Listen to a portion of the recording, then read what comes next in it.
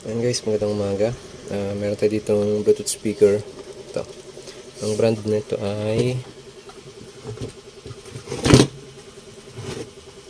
wala. Wala ang brand. Natatakpan na ng sticker. Ayan. Ito siya. Nabaklas na natin. Ang problema nito ay nabubuhay naman siya. Ang problema lang ay kahit hindi naka-charge, umiilaw yung charging indicator. Ito. Testing natin. Ikot natin yung baterya.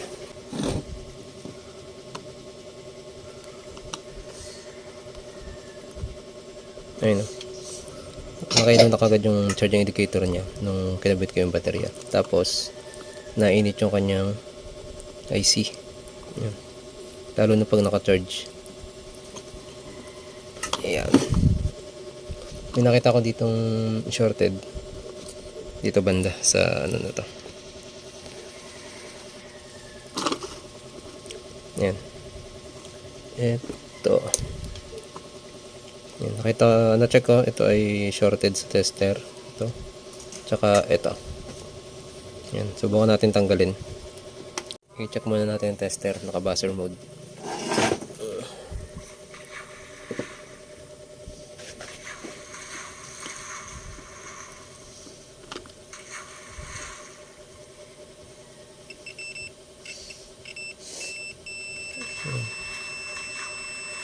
Ito.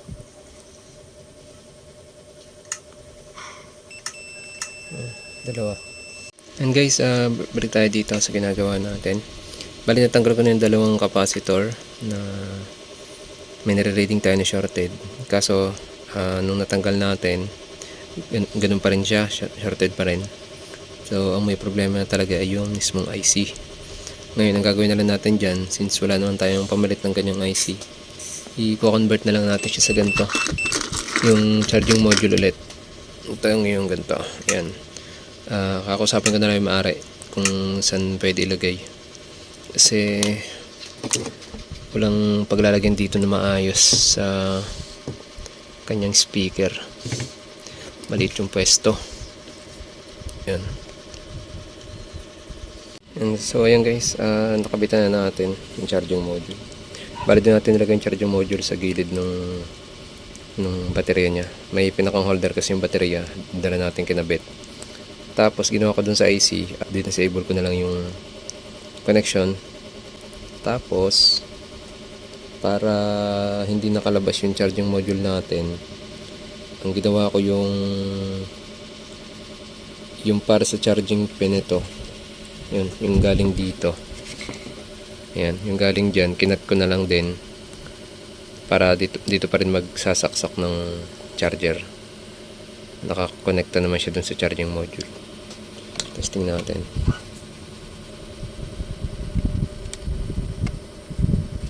Ayan. Diyan pa rin siya nakasaksak. Tapos, ayan, makikita nyo may ilaw yung charging module. Yan, may flash lang yung camera. Tingnan yung flash. Ayan. Yun yung ilaw niya. So yun guys, naka-setup na siya. Balik natin siya sa dati. Testing natin yung charger. Sa ko lang. Ay.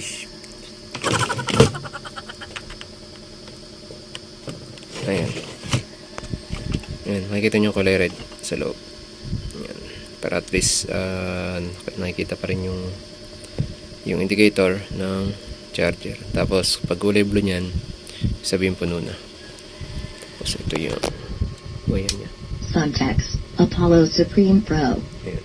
Bluetooth mode. Apollo Supreme Pro. Wala kanyang pangalan.